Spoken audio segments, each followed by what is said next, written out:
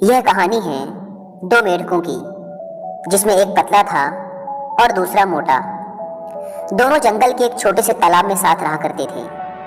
बचपन के दोस्त थे दोनों, साथ में ही खेलते कूदते बड़े हुए थे। वे दोनों दिन भर तालाब में कूदते उछलते, गप्पे मारते और मस्ती किया करते थे। उन दोनों को ही तालाब के आसपास के इलाकों की नई नई जगहों में जाकर घूमना अच्छा लगता था। एक दिन ऐसे ही साथ में घूमते हुए दोनों जंगल के बाहर एक खेत में पहुंच गए। वहां उन्होंने देखा कि एक ग्वाला अपने गाय से दूध निकाल रहा था। उन्होंने कभी भी किसी को ऐसे दूध निकालते हुए नहीं देखा था। ग्वाले ने दूध निकालकर एक बाल्टी में भरकर रख दिया। वे दोनों उस दूध को देखकर बड़े आश्चर्य में थे, क्योंकि उन्होंने आज से पहले यह कभी नहीं देखा था। उन्होंने तो जंगल में केवल तालाब का गंदा पानी ही देखा था। कुछ देर सोचने के बाद उन दोनों ने डिसाइड किया कि इस सफेद पानी में तैरने का मजा ही कुछ और होगा। यह सोचकर उन दोनों ने एक साथ बाल्टी में छलांग लगा दी। वहां जाकर वो देखते हैं, अरे वाह, सफेद पानी! हमने तो यह कभी देखा ही नहीं। ये क्या चीज होती है? दोनों को मजे करने तो पसंद थे ही। वे दोनों वहीं मस्ती करने लग जाते हैं। वे तैर रहे होते हैं, कभी वो गोता मार रहे होते हैं, वे निकल रहे होते हैं। खूब उछल कूद करने के बाद, पूरे मजे करने के बाद, वो जो मोटा वाला मेढक होता है वो कहता है, चल यार, अब घर जाने का टाइम आ गया, जंगल वापस चलते हैं। वो पतला मेढक भी कहता है, हाँ यार, चल वापस चलते हैं। वे दोनों बाल्टी से बाहर छलांग लगाने की कोशिश करते हैं, पर वो बाल्टी बहुत बड़ी होती है। वे छलांग लगा नहीं पाते। वो दोनों बाल्टी के किनारे जाकर बाल्टी की दीवारों से छलांग लगाने की कोशिश करते हैं, पर वो देखते हैं कि वहाँ बहुत ज़्यादा फिसलन है। वे जब भी कूदने की कोशिश करते हैं, उनके पैर फिसल जाते हैं। उन्होंने लगातार कई बार प्रयास किया, कभी बाल्टी के बीच से तो कभी बाल्टी के किनारे उनकी दीवारों के सहारे कूदने का, लेकिन दूध की चिकनाहट और उसकी फिसलन की वजह से वे बाल्टी से बाहर नहीं निकल पा रहे थे। अब जो वो पतला वाला मेढक होता है वो मोटे मेढक को बोलता है, भाई देख, निकलना तो है हमें इस बाल्टी से बाहर, इसलिए हमें कोशिश तो करती रहनी पड़ेगी। पर हमने बहुत बार कोशिश करके देख ली, इसलिए मुझे लगता है हम खुद तो इस बाल्टी से बाहर नहीं निकल पाएंगे, क्योंकि यहाँ बहुत ज़्यादा फिसलन है। तो हम क्या करते हैं, हम तैरते रहते हैं।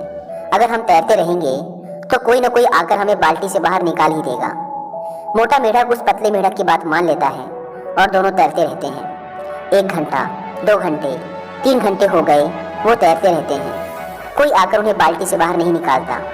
अब जो मोटा मेढक होता है वो तैरते तैरते थक जाता है। वो कहता है, भाई, अब मैं और पैर नहीं चला पाऊंगा। कई घंटों से तैरते तैरते मैं थक चुका हूँ। वो पतला मेढक कहता है, भाई देख, अगर तू पैर चलाना बंद कर देगा तो तू डूब जाएगा और कुछ देर में सांसें रुक जाएंगी और तू मर जाएगा। अपन को मरना नहीं है भाई, तू पैर चलाता रहे। वो मोटा मेढक थोड़ी देर तक पैर और चलाता है, फिर कहता है, भाई देख, हमने बहुत साथ दिया एक दूसरे का। हम दोनों बचपन के दोस्त हैं, आपस में बहुत मस्ती की, हंसी ठिठोली की, हमेशा साथ रहे। लेकिन मुझे लगता है कि आज ये सब खत्म होने वाला है। आज हो सकता है कि ये मेरी ज़िंदगी का आखिरी दिन हो। मैं और मेहनत नहीं कर सकता, मैं और पैर नहीं चला सकता, और अब शायद मैं डूबकर मर जाऊंगा। और उस पतले मेढक की आंखों के सामने उसका वह बचपन का दोस्त डूबकर मर जाता है। यह सब देखकर वह पतला मेढक और ज़्यादा तेजी से पैर चलाने लगता है। उसके अंदर आग लग जाती है कि अब कैसे भी करके मुझे इस बाल्टी से बाहर निकलना ही है। मुझे हार नहीं माननी। अगर मैंने भी हार मान ली तो मैं भी मर जाऊंगा।